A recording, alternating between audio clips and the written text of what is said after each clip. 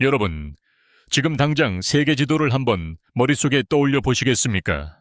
아니면 스마트폰을 켜서 지도를 보셔도 좋습니다. 유라시아라는 거대한 대륙의 동쪽 끝자락, 마치 혹처럼 툭 튀어나와 있는 작은 반도 하나가 보일 겁니다. 바로 우리가 살고 있는 대한민국입니다. 그런데 이 지도를 가만히 들여다보고 있으면 정말 숨이 턱 막히지 않나요?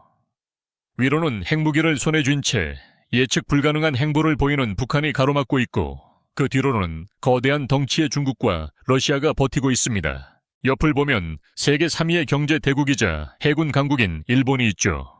말 그대로 전 세계에서 가장 성질 고약하고 힘센 괴물들에게 포위당한 형국입니다. 역사학자들은 이런 한반도의 위치를 두고 오랫동안 지정학적 저주라고 불러왔습니다. 고래 싸움에 새우등 터진다는 말, 우리 역사만큼 이 말에 딱 들어맞는 사례가 또 있을까요? 대륙 세력이 힘을 키우면 바다로 나가기 위해 우리를 짓밟았고, 해양 세력이 힘을 얻으면 대륙으로 들어가기 위해 우리를 발판 삼았습니다.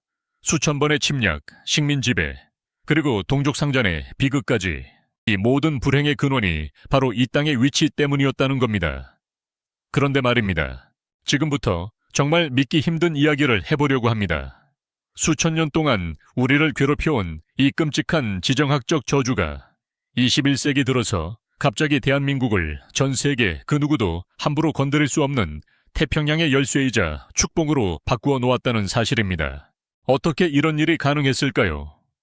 어쩌다 이 좁디 좁은 반도가 미국과 중국이라는 인류 역사상 유례없는 두 거인이 사활을 걸고 쟁탈전을 벌이는 가장 뜨거운 요충지가 된 걸까요? 단순히 운이 좋아서일까요? 아니면 우리가 모르는 어떤 거대한 설계가 있었던 걸까요? 오늘 이 시간은 한반도를 둘러싼 지정학적 판도가 어떻게 뒤집혔는지, 그리고 왜 전 세계가 지금 한국이라는 이 작은 나라의 일거수일투족에 목을 메고 있는지, 그 소름 돋는 내막을 낱낱이 파헤쳐 보겠습니다. 자, 이제부터가 진짜 본 게임입니다. 먼저 여러분, 불침항모라는 말을 들어보셨나요? 가라앉지 않는 항공모함이라는 뜻입니다. 냉전 시절 미군 장성들이 한반도를 바라보며 입에 달고 살았던 말이죠.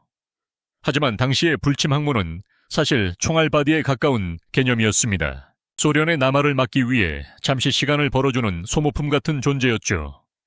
그런데 지금의 위상은 완전히 다릅니다. 지도를 다시 보세요.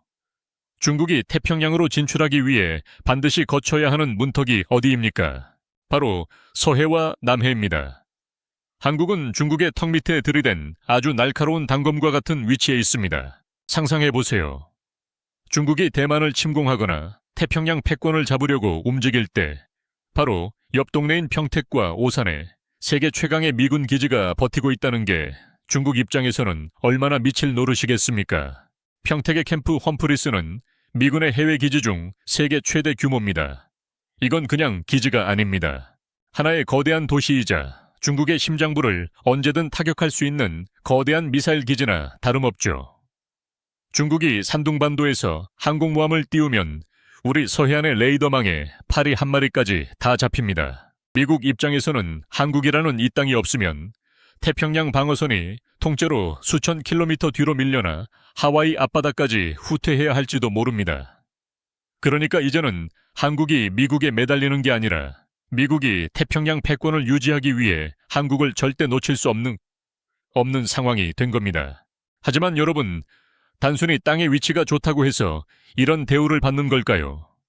절대 아닙니다. 지정학적 가치는 그 땅을 차지하고 있는 주인이 누구냐에 따라 결정됩니다. 만약 지금의 대한민국이 1950년대처럼 가난하고 힘없는 나라였다면 우리는 여전히 강대국들의 협상 테이블 위에 올라온 먹잇감에 불과했을 겁니다. 하지만 지금은 어떻습니까? 우리는 이 지정학적 저주를 이겨내기 위해 스스로를 괴물로 키워냈습니다. 전쟁사를 좋아하는 분들이라면 아시겠지만 한국의 화력 집착은 정말 광기 어린 수준입니다.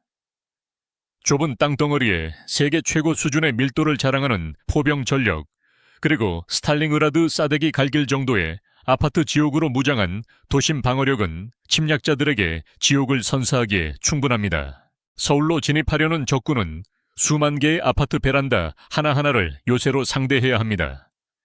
이건 육군 강국이라는 러시아나 중국조차도 감당하기 힘든 소모전입니다. 게다가 이제는 K9부 자주포, K2 흑표 전차 같은 국산 무기들이 전 세계를 휩쓸고 있습니다. 폴란드가 왜 수조 원을 들여 우리 무기를 사갔을까요? 독일도 미국도 아닌 한국만이 가진 독보적인 가성비와 생산 능력 때문입니다. 이제 한국은 단순히 보호받는 나라가 아니라 전 지구적 안보의 공급처가 된 것입니다. 여기서 한 발짝 더 들어가 보죠. 우리가 이 땅에서 일궈낸 기적은 군사력만이 아닙니다. 어쩌면 무기보다 더 강력한 방패가 우리에겐 있습니다. 바로 실리콘 방패라고 불리는 반도체입니다. 여러분, 대만의 TSMC가 대만을 지켜주는 가장 강력한 무기라는 말 들어보셨죠? 우리나라도 마찬가지입니다. 삼성전자와 SK하이닉스가 만들어내는 메모리 반도체 없이는 전 세계의 모든 전자기기가 멈춰버립니다. 아이폰도, 테슬라의 자율주행차도, 심지어 미군의 최첨단 미사일조차도 한국산 반도체가 없으면 그냥 고철 덩어리일 뿐입니다. 만약 한반도에서 전쟁이 터져서 한국의 반도체 공장들이 가동을 멈춘다. 그날로 전 세계 경제는 대공황을 뛰어넘는 대재앙을 맞이하게 될 겁니다. 이건 농담이 아닙니다. 미국과 유럽, 그리고 역설적으로 중국조차도 자기네 경제가 망가지는 걸 원치 않기 때문에 한국의 평화를 강제로라도 지켜야 하는 상황이 된 겁니다. 과거에는 우리가 살기 위해 강대국들의 눈치를 보며 구걸했다면 이제는 강대국들이 자기들의 번영을 지키기 위해 한국을 반드시 보호해야 할 성격으로 설정하게 된 것이죠.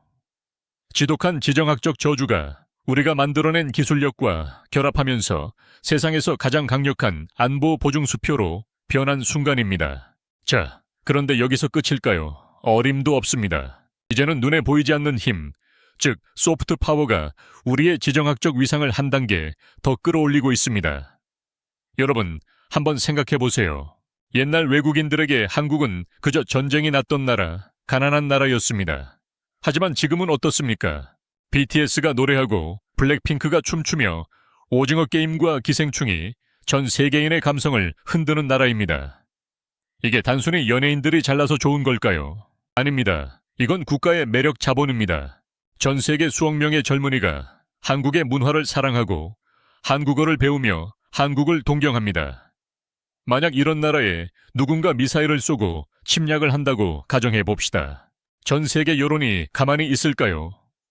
아마 인류 역사상 전례 없는 글로벌한 저항에 부딪힐 겁니다. 이제 대한민국은 단순히 지도 위의 좌표가 아니라 전 세계인의 정서 속에 깊이 박힌 지켜야 할 가치가 된 것입니다. 문화가 국방을 돕고 국방이 문화를 지탱하는 선순환 구조가 완성된 셈이죠. 그럼 여기서 우리는 한 가지 근본적인 질문을 던져야 합니다. 과연 우리는 앞으로도 이 축복을 유지할 수 있을 것인가 하는 문제입니다. 지정학적 위치는 변하지 않지만 주변 상황은 시시각각 변합니다.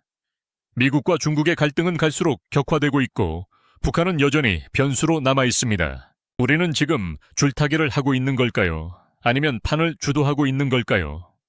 사실 우리는 지금 굉장히 위험하면서도 매혹적인 위치에 서 있습니다. 미국은 우리에게 대중국 포위망의 핵심적인 역할을 요구합니다. 반대로 중국은 우리에게 미국의 앞마당이 되지 말라며 유무형의 압박을 가하죠.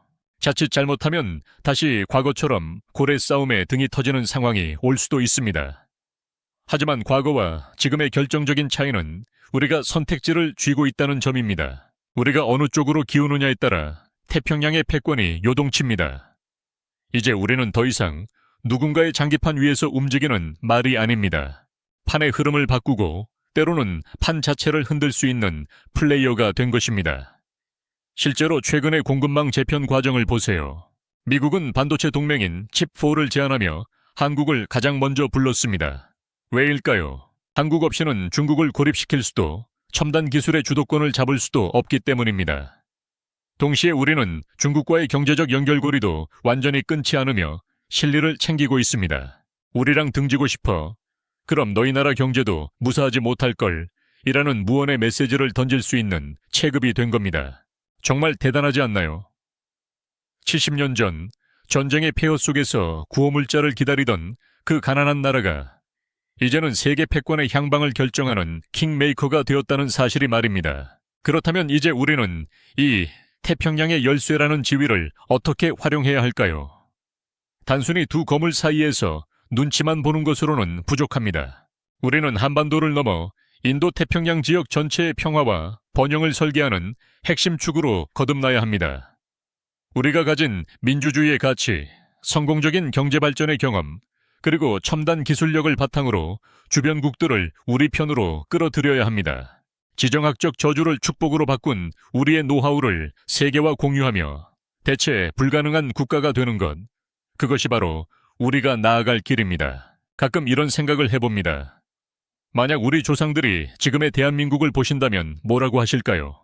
수천 년간 우리를 괴롭혔던 그 지독한 침략의 통로가 이제는 전 세계의 돈과 물자와 문화가 흐르는 가장 활기찬 기회의 통로가 된 것을 보며 아마 눈물을 흘리시지 않을까요? 우리는 단 한 번도 이 땅의 위치를 선택한 적이 없습니다. 하지만 그 땅 위에서 어떤 역사를 쓸지는 우리가 선택했습니다. 지정학적 조건은 운명이지만 그 운명을 어떻게 요리할지는 역량의 문제입니다. 우리 한국인들은 그 지독한 운명의 굴레 속에서도 포기하지 않았습니다. 남들이 저주라고 부를 때 우리는 그것을 생존의 동력으로 삼았고, 남들이 불가능하다고 할 때 우리는 세계가 주목하는 기적을 일궈냈습니다. 지금 우리가 누리는 이 위상은 결코 거저 얻어진 것이 아닙니다. 험난한 역사의 파고를 온몸으로 막아낸 앞세대의 희생과 그 위에서 피땀 흘려 기술을 닦고 문화를 꽃피운 우리 모두의 노력의 결실입니다. 하지만 여러분, 방심은 금물입니다. 지정학적 축복은 영원하지 않습니다.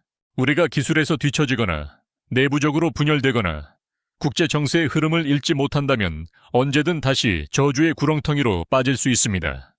그래서 우리는 더 공부해야 하고 더 깨어 있어야 하며 더 멀리 내다봐야 합니다. 지금 이 영상을 보고 계신 여러분처럼 세상이 어떻게 돌아가는지 궁금해하고 지식을 갈구하는 마음이야말로 대한민국을 지키는 가장 강력한 보이지 않는 힘일지도 모릅니다. 한반도는 더 이상 대륙의 끝단에 붙은 쓸쓸한 변방이 아닙니다.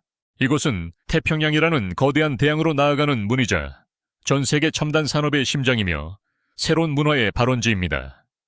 우리가 우리 스스로의 가치를 믿고 이 태평양의 열쇠를 단단히 쥐고 있는 한 그 어떤 강대국도 우리를 함부로 대할 수 없을 것입니다. 오히려 그들이 우리에게 협력을 제안하고 우리의 안녕을 기도하게 만들어야 합니다. 그것이 바로 저주를 축복으로 승화시킨 민족의 진정한 저력이니까요. 오늘 이야기는 여기까지입니다. 지정학이라는 딱딱한 주제였지만 우리 땅이 가진 가치를 새롭게 발견하는 시간이 되셨기를 바랍니다. 여러분은 어떻게 생각하시나요? 우리 앞에 놓인 이 거대한 기회의 판을 우리는 어떻게 더 키워나갈 수 있을까요? 여러분의 소중한 의견을 댓글로 남겨주시면 감사하겠습니다. 오늘 영상이 유익하셨다면 구독과 좋아요 부탁드리고요. 저는 더 깊이 있고 흥미로운 지식 이야기로 다시 찾아뵙겠습니다. 시청해주셔서 감사합니다.